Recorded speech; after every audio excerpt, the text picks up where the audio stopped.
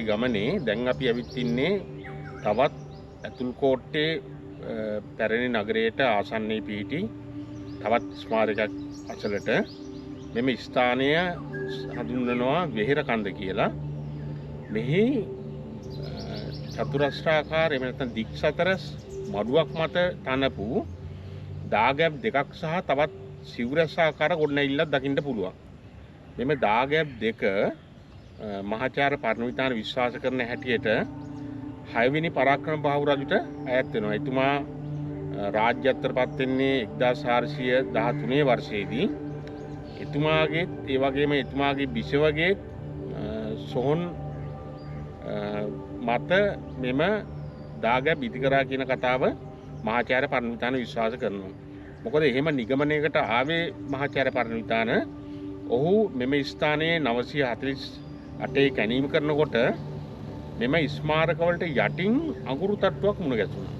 ඒ නිසා ඔහු මොකද අපි නිතරම වගේ ලංකාවේ ওই වගේ අවස්ථාවලදී අඟුරු තට්ටුව මත ගොඩනැගිලි හදන අවස්ථා තියෙනවා. දැන් උදාහරණයක් ඇටියට පිදුරංගල දාගැබ කැණීම් කරනකොට මහාචාර්ය පරණවිතාන එතනත් මේ වගේ අඟුරු තට්ටුවක් අනාවරණය වුණා. ඒ නිසා පරණවිතාන නිගමනයකට ආවා පිදුරංගල දාගැබ හදන්න ඇත්තේ කාශ්‍යප රජුගේ ආදාන ස්ථානයේ මත වෙන්න ඇති කියලා. මෙම ස්ථානයේ තවත් ගොඩනැගිල්ලක් තියෙනවා, සුවිශේෂී ගොඩනැගිල්ලක්. එය බෝධිගරය. මළුව මත තිබෙන මේ දාගැබ් දෙකත් සමග තිබෙන සිවුරැසාකාර ගොඩනැගිල්ල ඇතැම් වෙලාවට පිළිමගයක් වෙන්න පුළුවන්. මේ බෝධිගරයත් පිළිමගේ දාගැබත් අනුව අපිට නිගමනයට එන්න පුළුවන් මෙය සොහොනක් මත ඉදි කරපු ස්තූප නෙවෙයි, පැරණි සංඝාරාමයකට අයත් ස්තූප දෙකක් කියලා. මොකද බෝධිගරය සහ පිළිමගේ ඇතුළත්ව දාගැබ සංඝාරාමයක අනිවාර්ය අංග. ඒ නිසා මේ ස්ථානයේ ආදාන ස්ථානයකට වඩා විහාරස්ථානයක් කියන නිගමනයට අපිට එන්න පුළුවන්කම තියෙනවා. කෝට්ටේ පැරණි නගරයට අයත් ගොඩක් ඉදිකිරීම් කරලා තියෙන්නේ කබොක් පාෂාණයෙන්. මොකද කබොක් පාෂාණය කියන්නේ මේ ප්‍රදේශයට ආවේනික පාෂාණය.